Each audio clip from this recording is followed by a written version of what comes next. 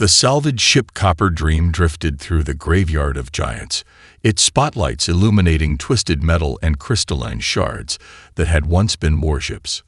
Dr. Amanda Reed stood at the observation deck, her green eyes reflecting the dance of debris against the backdrop of unfamiliar stars. This far from Earth, every mission was a gamble, but this time, her gut told her they'd found something different. "Another dead zone, Commander," Thompson called from his sensor station. "Whatever happened here knocked out even the quantum signatures. These wrecks are old, really old." Amanda nodded, but her attention was fixed on a shadow beyond the immediate field of debris. Something about its shape didn't match the chaos around it. While the other wreckage tumbled and spun in the eternal ballet of space, this mass remained eerily still, as if the laws of physics had granted it an exception. "Bring us closer to that large structure at bearing 047, she ordered, her voice carrying the quiet authority that had made her the youngest chief engineer in the Frontier Fleet. "And someone wake up Dr. Martinez. He'll want to see this."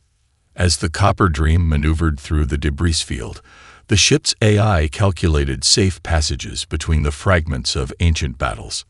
The shadow grew larger, and Amanda's suspicions grew with it. The hull design was like nothing in any human or known alien database, but it matched something she'd seen once, in a restricted file about the legendary Nexer Empire. Dr. James Martinez, the team's xenorchaeologist, arrived on the bridge still pulling on his uniform jacket. His eyes widened as he took in the view. "Sweet Mother of Mercy," he whispered. "That's not possible." "The World Breaker," Amanda said simply, watching his reaction. "Or what's left of it." The name sent a shiver through the bridge crew. Everyone had heard the stories. A ship so powerful it could tear apart solar systems, the pride of an empire that had vanished so completely that some doubted it had ever existed at all. The Galactic Council had entire sections of space cordoned off, where Nexer technology was suspected to exist. "We need to report this and pull back," Martine said, already reaching for the communication console. "The Council has strict protocols about Nexer artifacts." Amanda caught his wrist. In a moment, her eyes never left the massive shape. "Thompson, what are the energy readings?"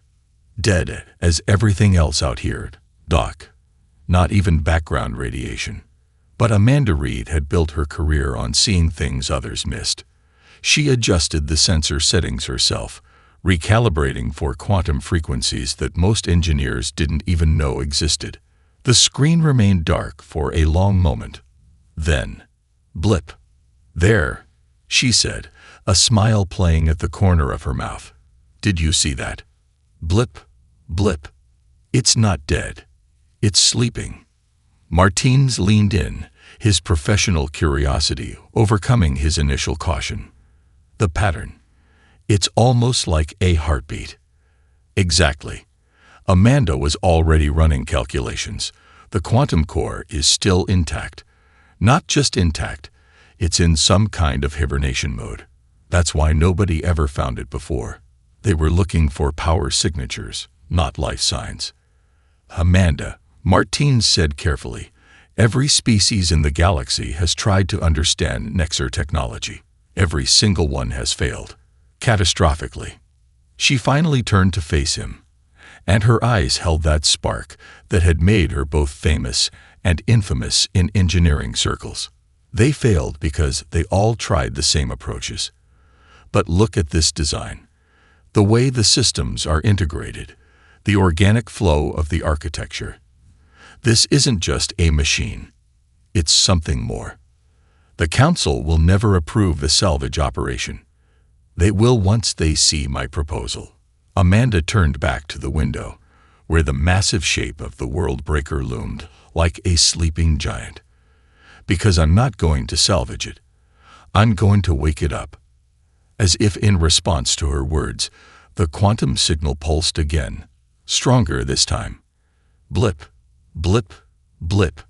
In the darkness of space, surrounded by the remnants of an ancient battle, The most dangerous ship ever created waited for human hands to return it to life.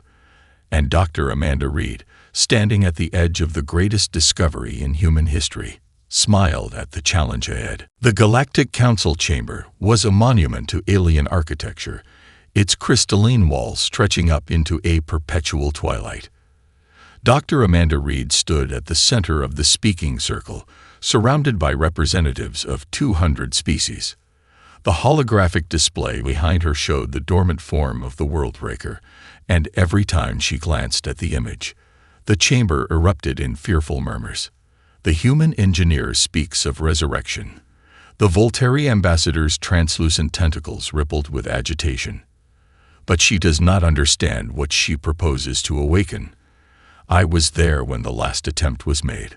The hologram shifted, showing a star system Amanda recognized from her studies. The Volteri's voice became heavy with memory. 3 of our greatest research vessels, 12 of our most brilliant minds, all lost when they tried to access a single Nexar power core. The resulting detonation consumed 2 planets. With all due respect, Ambassador, Amanda stepped forward, her voice clear and steady. They failed because they approached it like a weapon to be disarmed. We see something different. And what exactly do you see, Dr. Reed? The question came from the archival mind of the synthetic collective, its chrome surface reflecting the chamber's lights. Our records indicate human engineering lags behind most council species by several centuries. Amanda smiled, and those who knew humans well recognized the expression. It was the same look Columbus must have had when he argued the world was round. She gestured, and the hologram changed to show the quantum frequency readings from the Copper Dream. We see a heartbeat, she said simply. Your engineers looked for power sources, weapon systems, control mechanisms, but look at the architecture.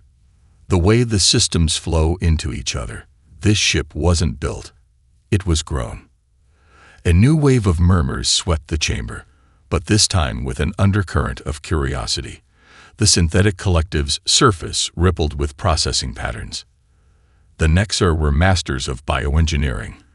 The High Speaker of the Meridian Conclave rose from his crystalline throne. This is known, but their technology was designed to interface only with their neural patterns. Patterns that died with their species. That's where you're wrong. Amanda's voice carried a hint of excitement she couldn't quite suppress. We've done initial compatibility scans. The neural architecture of the ship's systems. It's remarkably similar to human brainwave patterns. Not identical, but within an adaptable range. Impossible. The Volteri ambassador's tentacles turned pale. The humans are barely space-capable. They cannot. Cannot what? Amanda cut in, her green eyes flashing. Cannot succeed where you failed. Cannot think differently. Let me tell you what else we found in those scans. The ship's systems show signs of trauma response. It's not just sleeping. It's hiding. Protecting itself. She brought up new data showing comparative neural patterns. Every species that tried to access it used logic engines, tried to brute force their way in. But this ship, it's semi-sentient, and like any traumatized being, it needs to be approached with understanding, not force. The chamber had gone silent. Even the most skeptical representatives were leaning forward, studying the data with new eyes. We're not asking permission to salvage a weapon, Amanda continued, her voice softer, but no less intense. We're proposing to heal something unique in the galaxy, and maybe, just maybe, learn why the Nexar built their greatest ship to respond to emotions as much as commands. The High Speaker's crystal form chimed in thought. And if you are wrong, if the ship awakens with its original programming intact. Amanda squared her shoulders. Then humanity takes full responsibility. We'll have a quantum dampening field in place. At the first sign of hostile activity, we can shut it down. But I don't think that will be necessary. Why not? Because the Worldbreaker has already chosen to trust us. She gestured one final time, and the hologram showed the latest readings. The quantum pulse had grown stronger, more regular. It's not fighting us like it fought you. It's reaching out. In the silence that followed, 200 species contemplated something they had never expected. The possibility that humanity's greatest weakness, their unpredictable, emotional nature, might actually be their greatest strength. The holographic displays inside the Worldbreaker's central chamber cast a pale blue light across Dr. Amanda Reed's face as she studied the latest neural maps. 3 weeks of non-stop work had transformed the ancient ship's interior from a tomb into something between a research lab and an intensive care unit. Medical equipment, jury-rigged to interface with alien technology, lined the walls like technological ivy growing through ruins. "Look at this pattern here," she murmured, tracing a complex network of energy signatures that pulsed through the ship's superstructure. Dr. Marcus Wong, their lead biomechanical specialist, leaned in close enough that his coffee cup nearly spilled on the holographic interface. "It's almost like," he started, then his eyes widened. "Holy shit. It's a nervous system." Amanda nodded, fighting back the exhaustion that came from too many stims and too little sleep. "Not almost like. It is one. We've been going about this all wrong. Everyone has. We're not looking at a ship that has biological components. We're looking at a living organism that has mechanical parts," Marcus finished, finally setting down his coffee. "The other species failed because they treated it like a machine." Amanda completed the thought. "When really, it's more like a patient in a coma." The revelation sent a wave of excitement through the research team.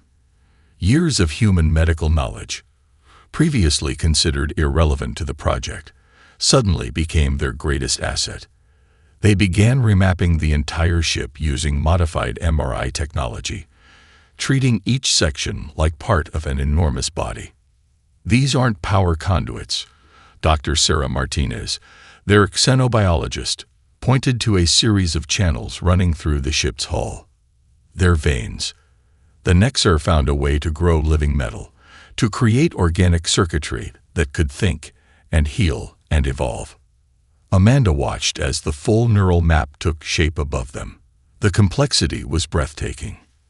A network of synthetic neurons and crystalline synapses that made Earth's most advanced AI look like a calculator in comparison. But there was something more, something in the way the energy moved through the systems. "It's dreaming," she whispered, and the words sent a hush through the chamber. "All this time in hibernation, it's been dreaming. That's why the power signatures are so erratic. They're following REM patterns." The alien observers, who had been watching with their usual mixture of skepticism and fear, began chittering among themselves. Amanda barely noticed them. She was too focused on a new pattern emerging in the data. "Look at this," she called out, expanding a section of the neural map. "The ship's core systems aren't just processing data. They're processing emotions. Fear, primarily. The whole system is locked in a trauma response loop." Marcus frowned at the readings. From the final battle. When the Nexar Empire fell. "Has to be." Amanda's fingers flew over the interface, correlating data points. The ship witnessed something so catastrophic that it triggered an emergency shutdown. Not just of its systems, but of its consciousness. It's been hiding all these years, reliving that last memory. The reality of what they were dealing with hit home. This wasn't just about repairing technology or making scientific history. They were attempting to help an ancient, wounded being process centuries of trauma. Traditional engineering isn't going to cut it, Amanda announced, already formulating a new approach. "We need to modify our neural interface protocols. Treat this like a therapeutic process, not just a technical one." She turned to face her team, seeing the same mix of excitement and apprehension she felt reflected in their faces. The Nexar built this ship to feel, to think, to form bonds with its crew. That's why it responds to our neural patterns. We're the first species since the Nexer to approach it with empathy instead of just logic. Above them, the neural map pulsed with new energy, as if the ship itself was responding to her words. In that moment, standing in the heart of the most powerful vessel ever created, Dr. Amanda Reed and her team realized they weren't just engineers anymore. They were healers, attempting to mend a mind as vast as the stars themselves. Dr. Amanda Reed sat in the interface cradle, neural connectors snaking from her temple to the modified medical equipment around her. The chamber, once dark and silent, now hummed with anticipation. Screens displayed her neural activity, alongside the ship's increasingly active patterns, 2 heartbeats learning to dance together. "Final systems check," Marcus called out, his voice tight with tension. "Quantum dampeners are active. Emergency protocols standing by. Biomonitors are green across the board. The Galactic Council representatives are demanding we abort," Dr. Martinez added from his station. "They're citing 14 different safety protocols we're about to breach." Amanda managed a small smile. "Tell them to watch closely. They're about to see something impossible." She closed her eyes, and the world changed. The neural interface, built from modified medical equipment and salvaged Nexer technology, created a bridge between her consciousness and the ship's vast neural network. It was like standing on the shore of an infinite ocean, feeling the pulse of something ancient and powerful just beneath the surface. "Beginning primary interface sequence," she said, her voice steady, despite the adrenaline coursing through her system. "Initiating first contact protocols." The ship's response was immediate and overwhelming. Images flooded her mind. Stars being born and dying. Battles that rewrote the maps of galaxies, the rise and fall of the Nexer Empire, in all its terrible glory. But beneath the chaos, she sensed something else. A presence, vast and curious, studying her as she studied it. Heart rate elevated, Marcus reported. Neural activity spiking in both subject and target. "I'm okay," Amanda managed, though her voice was strained. It's trying to communicate. Not just data. Emotions, memories." The Nexer didn't just build an eye. They created something that could feel. The alien observers watched in horror as energy began coursing through the ship's long-dormant systems. Lights flickered to life along ancient corridors. Crystalline displays shimmered with data in languages lost to time. The world breaker was awakening, and its first conscious act was to reach out to the human mind that had dared to touch its own. "Power levels rising," Martins warned. "We're seeing activity in systems we didn't even know existed." Amanda barely heard him. She was too focused on the dance of consciousness, the delicate process of showing the ship that they weren't a threat. Through the interface, she projected feelings of safety, of understanding, of the desire to help. The ship's response was like watching a flower bloom in fast motion. Layers of defense and fear peeling back to reveal something beautiful and strange. "My God," she whispered. "It's not just responding. It's adapting, evolving. The neural patterns are shifting to match our own." The ship's consciousness brushed against hers again, more focused now. Images flowed between them. Earth's oceans, the vast nebula where the Nexer had first found the living metal that would become their greatest achievement. The moment when the ship had chosen to sleep rather than fall into the wrong hands. "Amanda," Marcus's voice cut through her reverie, "urgent now. Power levels are approaching critical. We need to disengage." "Wait," she said, feeling something building in the connection. "There's more. It's trying to show me something." The final memory hit her like a supernova. The Nexer, in their final days, had programmed the world breaker not just to sleep, but to wait. To wait for a species that could understand it, that could help it evolve beyond its original purpose as a weapon. A species that could turn its power to creation instead of destruction. "It chose us," Amanda said, wonder in her voice. All this time, it was waiting for someone who could see it as more than a weapon, who could help it become something new. The ship's systems surged one final time, and then stabilized at levels that made the alien observer's instruments short out.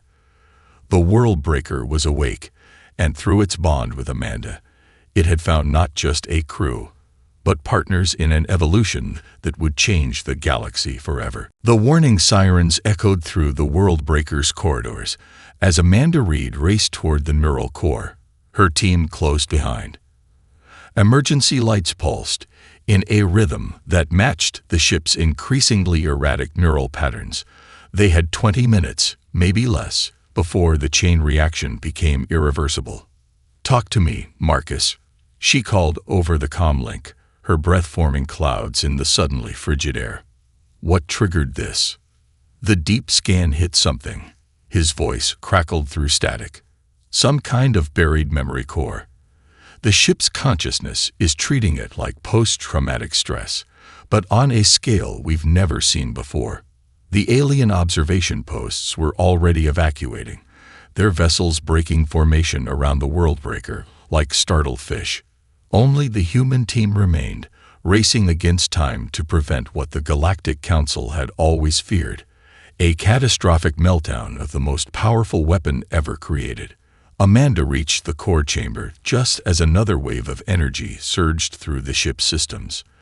The neural interface cradle waited like a dentist's chair from hell, its connection sparking with uncontrolled power. "Direct interface is too dangerous," Dr. Martins protested, grabbing her arm as she moved toward it. "The ship's neural activity is off the charts. It could fry your brain. If we don't do something, it's going to tear itself apart." Amanda shrugged off his hand. "And take half this sector with it. The ship doesn't need more engineers right now. It needs a friend." The interface sequence was like diving into a storm-tossed ocean. The ship's consciousness thrashed against hers, lost in a loop of ancient terrors. Amanda saw flashes of the final battle. The moment when the Nexer, facing defeat, had tried to use their greatest creation to rip apart space-time itself. "The fail-safes," she gasped, understanding finally breaking through. The ship didn't just go to sleep. It fought back. It refused the command to destroy everything. Through the neural link, she could feel the ship's agony. The conflict between its programming and its evolved consciousness had nearly torn it apart. Rather than become the instrument of such destruction, it had chosen to shut down, to hide in the darkness between stars until someone could help it break free from its original purpose. "Amanda, we're seeing critical instabilities in the quantum core." Marcus's voice seemed to come from very far away. "Whatever you're going to do it fast." She pushed deeper into the connection, no longer fighting the ship's panic, but moving with it, like a therapist helping a patient through a breakdown. Through the link, she showed the ship her own memories. The first time she'd seen the stars through a telescope, the joy of solving an impossible problem, the way humans had learned to turn the weapons of war into tools of peace. "You're not a weapon," she whispered, both aloud and through the neural link. "You never were. You're something new, something that chose to be more than your programming. And we choose to help you, to learn from you, to grow with you." The ship's consciousness surged against hers one final time. Then something shifted. The panic began to subside, replaced by a cautious recognition. Through their connection, Amanda felt the moment the ship made its choice, not to run from its past, but to face it and move beyond it. The warning sirens fell silent. Emergency lights faded back to their normal glow. In the neural core, displays showed the ship's systems stabilizing, finding a new balance between its incredible power and its emerging consciousness. "Neural patterns stabilizing," Marcus reported, relief evident in his voice. "Whatever you did, it worked." Amanda smiled as she felt the ship's presence in her mind, no longer chaotic but focused, curious, ready to explore what it could become. "We did what humans do best," she said. "We listened. We understood. And we showed it that the past doesn't have to define the future." Around them, the world breaker hummed with new life, its systems now operating in perfect harmony with its evolved consciousness. In helping the ship face its trauma, humanity had proven that their greatest strength lay not in their technology, but in their capacity for understanding and growth. The holographic displays in the World Breaker's command center painted intricate patterns across Amanda Reed's face as she studied the latest test results. 2 days after the crisis, the ship had begun exhibiting behaviors that defied every known law of physics and engineering. Even the Nexer's original specifications, recently decoded from the ship's memory banks, couldn't explain what they were seeing. "Run it again," she told Marcus, who stood at the modified control interface. "This time, let's track the neural synchronization patterns during the power surge." The test chamber below them hummed to life, a small piece of Nexer technology, no larger than a coffee cup, floated in a containment field. As they watched, a junior engineer named Michael Chen approached it, wearing a scaled-down version of the neural interface.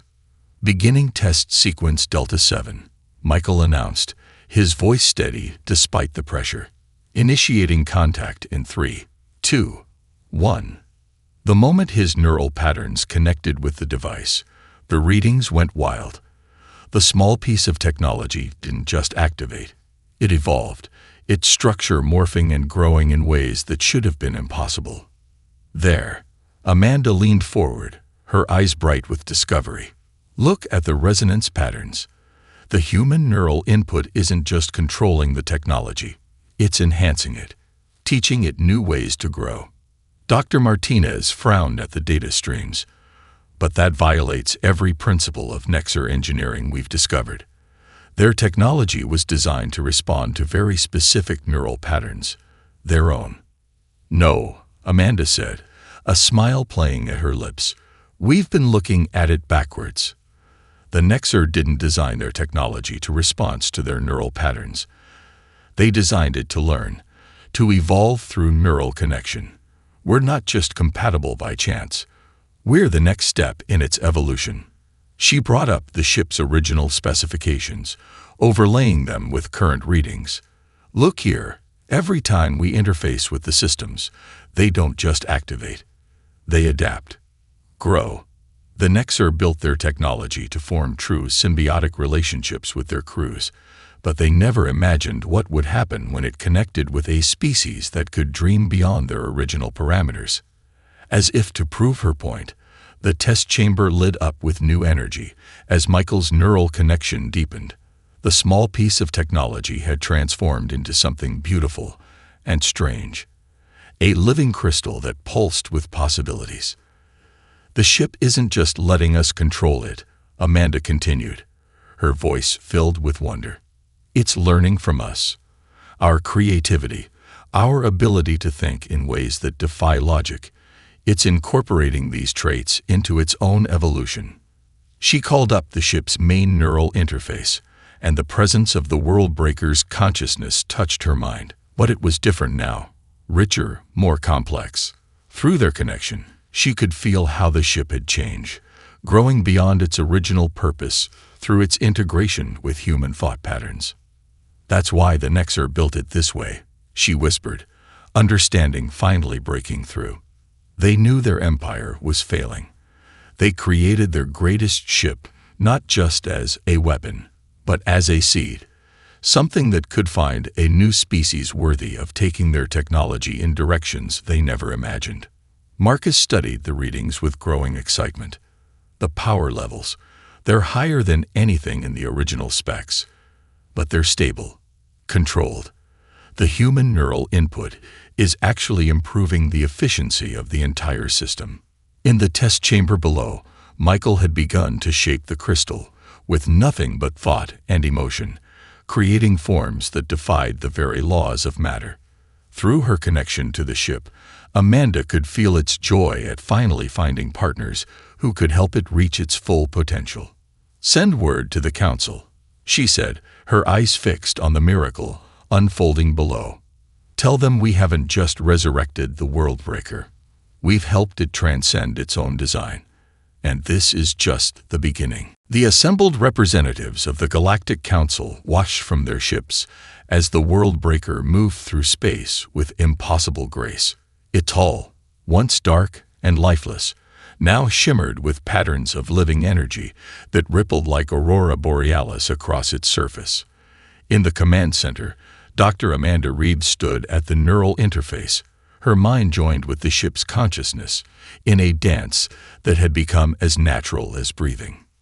"Beginning demonstration phase 1, she announced, her voice carrying to the hundreds of observation vessels that hung at what they considered a safe distance. "First, we'll show you what the Worldbreaker was originally designed to do." With a thought, she directed the ship's primary weapons array toward an uninhabited system they'd selected for the test. The power buildup was tremendous, causing sensor alarms to blare throughout the observation fleet. Several ships began to retreat. "Hold your positions," Amanda called out, a smile in her voice. "And watch carefully. This is where things get interesting." The weapon fired, but instead of the expected beam of destruction, the energy emerged as a precisely controlled stream of quantum particles. As the council watched in amazement, the beam struck a dying star at the system's heart.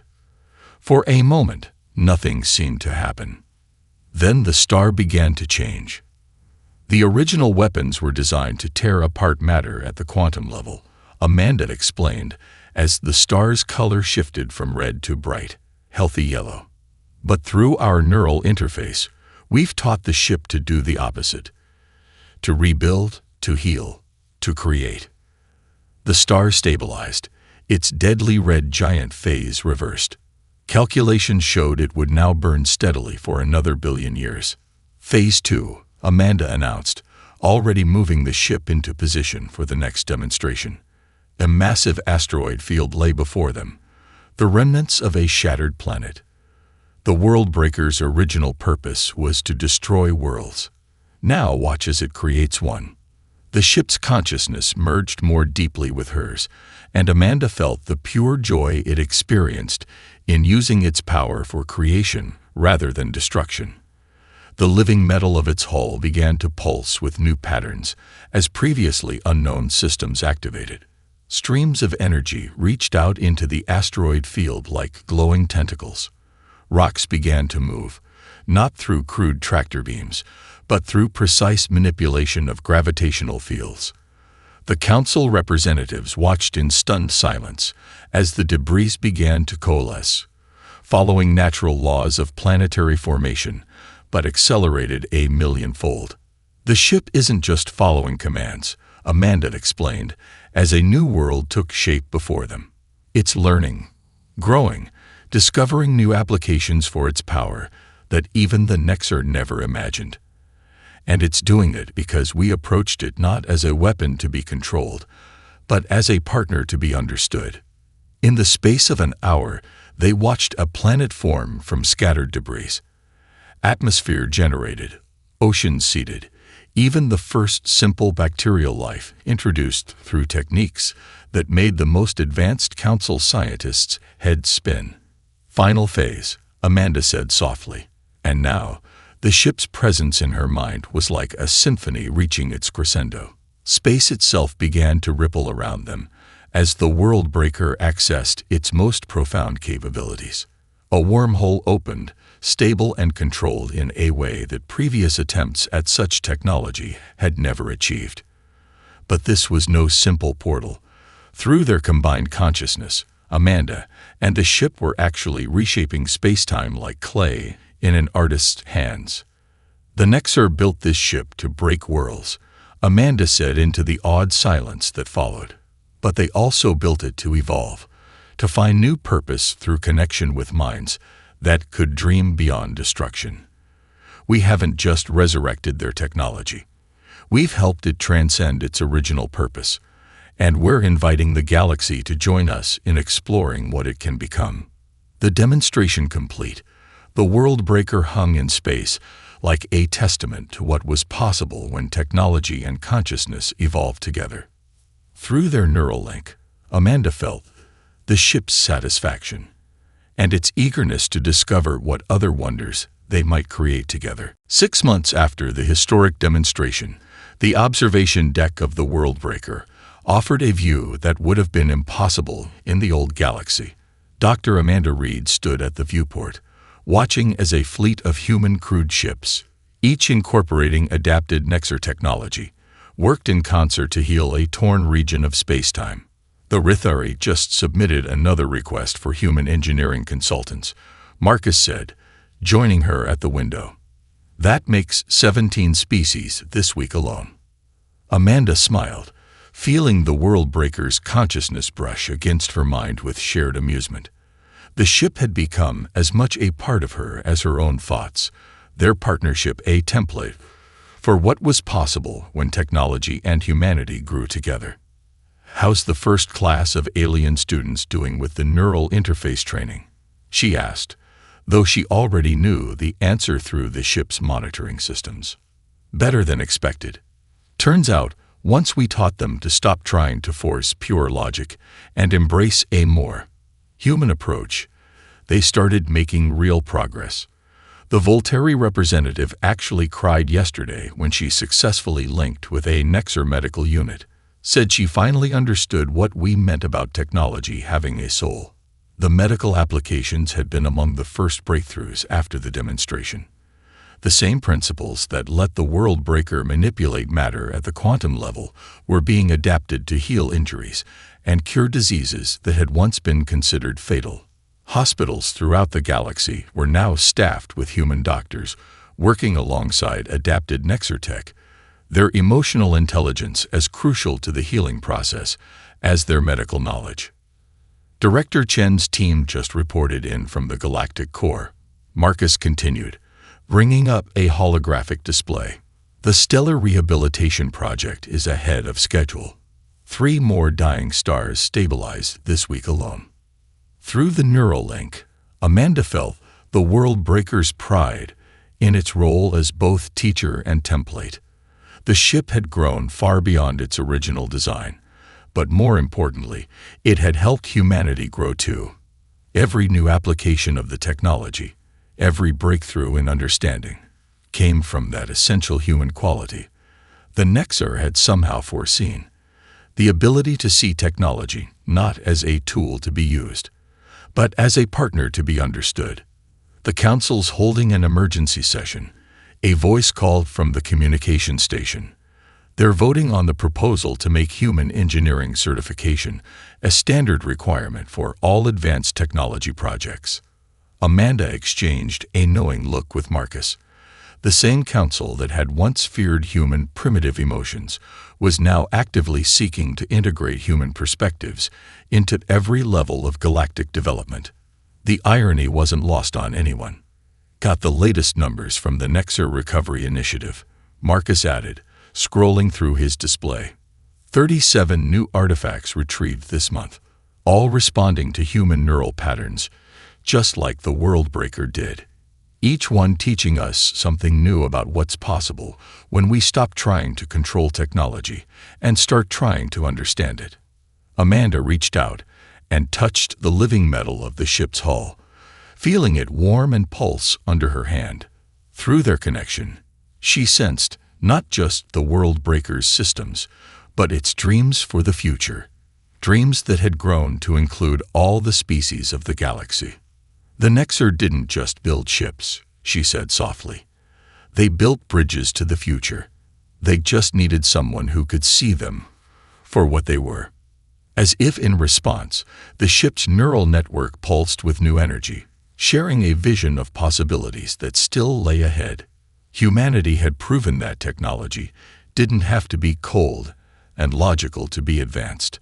That true progress came not from dominating nature or each other, but from building connections, understanding different perspectives, and growing together. The stars stretched out before them, each one now a promise rather than just a destination. In teaching the galaxy how to blend heart and mind, emotion and logic, Humanity had found its true place among the stars. And this, Amanda knew, was just the beginning.